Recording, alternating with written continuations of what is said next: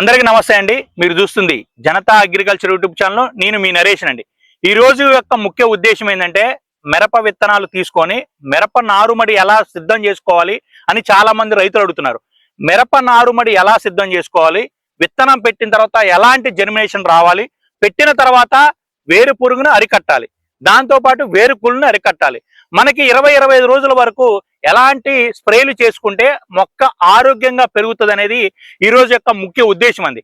ప్రతి రైతు కనుక చూసి లైక్ చేసి సబ్స్క్రైబ్ చేసుకుంటే ఖచ్చితంగా మరింత ఇన్ఫర్మేషన్ ప్రతి రైతుకు కూడా ఖచ్చితంగా చేరవేస్తుందండి. ఇక వీడియోలోకి వెళ్తే అసలు మిరప విత్తనం తీసుకున్నాం, కానీ మిరప విత్తనం తీసుకున్న తర్వాత మిరప నారుమడి ఎలా సిద్ధం చేసుకోవాలి. నేననేది ఏంటంటే ప్రతి రైతు కూడా మిరప నారుమడి ఎలా సిద్ధం చేసుకోవాలి అంటే 3 అడుగుల వెడల్పు పెట్టుకోండి. నారుమడిని పొడవు ఎంతైనా పెట్టుకోండి. దాంతోనే మీకు విత్తనాలు తీసుకుంటారు కదా, ఒక 10 ప్యాకెట్ల 20 ప్యాకెట్ల 30 ప్యాకెట్ల, ఆ ప్యాకెట్ల వైజ్గా నారుమడిని అనేది సిద్ధం చేసుకోండి. నారుమడి కూడా ఎలా సిద్ధం చేసుకున్నారంటే ఖచ్చితంగా మనం వేసే ప్రాంతంలో హైట్ ప్రాంతంలో పెట్టుకోండి. వర్షపాతం నమోదైన వర్షం ఎక్కువ పడ్డా నీళ్ళు అనేది కిందికి వెళ్ళిపోయేటట్టుగా అలాంటి ప్రాంతంలో ఎంచుకొని నారుమడిని చేసుకోండి. కానీ నారుమడిని సిద్ధం చేసుకున్నాం, బాగానే ఉంది, అంతా బాగానే ఉంది. కాకపోతే నారుమడిని సిద్ధం చేసుకున్న తర్వాత వేరు పురుగును ఫస్ట్ అరికట్టాలి. వేరు పురుగు వస్తే మొలకెత్తిన తర్వాత కట్ చేస్తే మొక్క చనిపోతుంది. కాబట్టి వేరు పురుగు కోసం మనం ఏం చేయాలంటే రీజెంట్ గుళికలు లేదా కార్బోఫిరాన్ గుళికలు వేయాలి. అలా వేసుకున్నట్టయితే మొలకెత్తిన తర్వాత ఖచ్చితంగా వేరు పురుగు అనేది రాకుండా ఉంటుంది.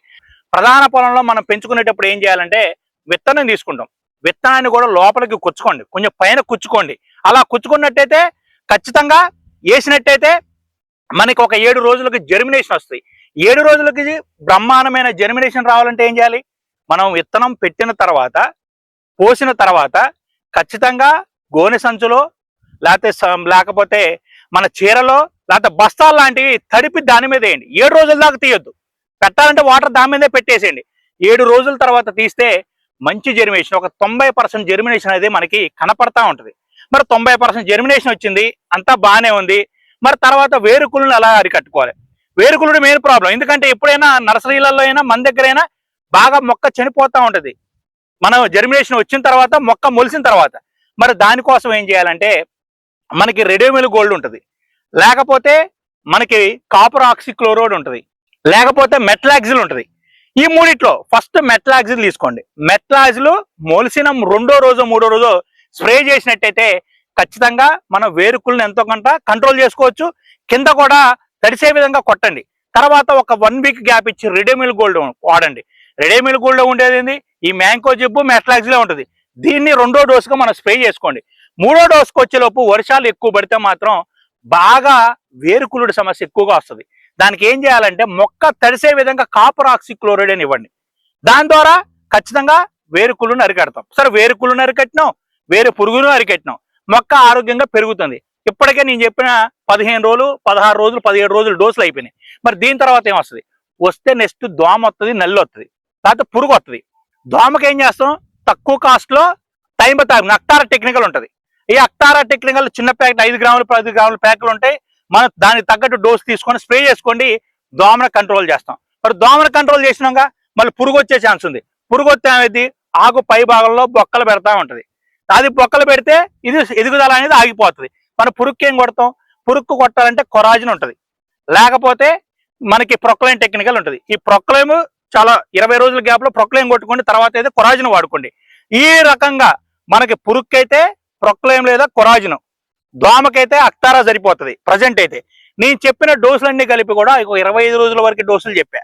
ఈ రకంగా నేను చెప్పినట్టుగా మనం ప్రధాన పొలంలో వేసేటప్పటికీ ముందు కన్నా మనం నర్సరీని పెంచుకుంటున్నాం కాబట్టి మనం మొదటి చెప్పింది వేరు పురుగు కోసం రీజెంట్ గుళికలు వేసినాం, తర్వాత వేరు కుళ్ళుడు కోసం కాపర్ ఆక్సిక్లోరైడ్ అనుకున్నాం, తర్వాత రెడోమిల్ గోల్డ్ అనుకున్నాం, మెట్లాక్సిల్ అనుకున్నాం, పురుగుకు వచ్చేసి కొరాజిన్ లేతే మన ఎమామెక్టిన్ బెంజినేట్ ప్రొక్లైమ్ అనుకున్నాం, దోమకైతే అక్టారా టెక్నికల్ అన్నాం. ఈ చిన్న చిన్న డోసులతోని మంచి నారుమడి పోసుకున్న తర్వాత ఎదుగుదలకి ఒక 20-25 రోజుల వరకు మన మొక్క ఆరోగ్యంగా పెరగడానికి అయితే ఈ డోసులు ఖచ్చితంగా ప్రతి రైతుకి ఉపయోగపడుతుంది. మరి దీని తర్వాత ఏం చేయాలి, 20 రోజులు 25 రోజులు ఇప్పుడు నేను చెప్పిన డోసులు అయిపోతాయిగా. తర్వాత ఏం చేయాలంటే మంచి గ్రోత్ రావాలి. గ్రోత్తో పాటు న్యూట్రియన్స్ ఎఫిషియన్సీ వస్తూ ఉంటుంది. మన 40 రోజులకి మనం వేస్తాం కదా, ఈ 15 రోజులు మనం చేయాల్సిన లాస్ట్ 15 రోజులు ఏం చేస్తే అది కీలకం.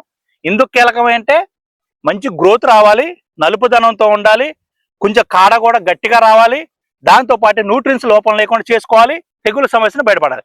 ఇవి రెండో చాప్టర్గా రెండో వీడియోలో మీకు ఖచ్చితంగా చెప్తా, ఒక 10 రోజులు గ్యాప్ ఇచ్చి. ఇలా చేసుకున్నట్టయితే ప్రతి రైతు ఖచ్చితంగా 90% జర్మినేషన్ వస్తుంది, మొక్క ఆరోగ్యంగా పెరగడానికి ఛాన్స్ ఉంది, మొక్కలు చనిపోకుండా చేసుకోవచ్చు, వేరు పురుగు కొట్టకుండా చేసుకోవచ్చు. ఈ డోసులు ఖచ్చితంగా మిరప రైతులకి ఖచ్చితంగా ఉపయోగపడుతుందని అనుకుంటూ థ్యాంక్ యూ వెరీ మచ్.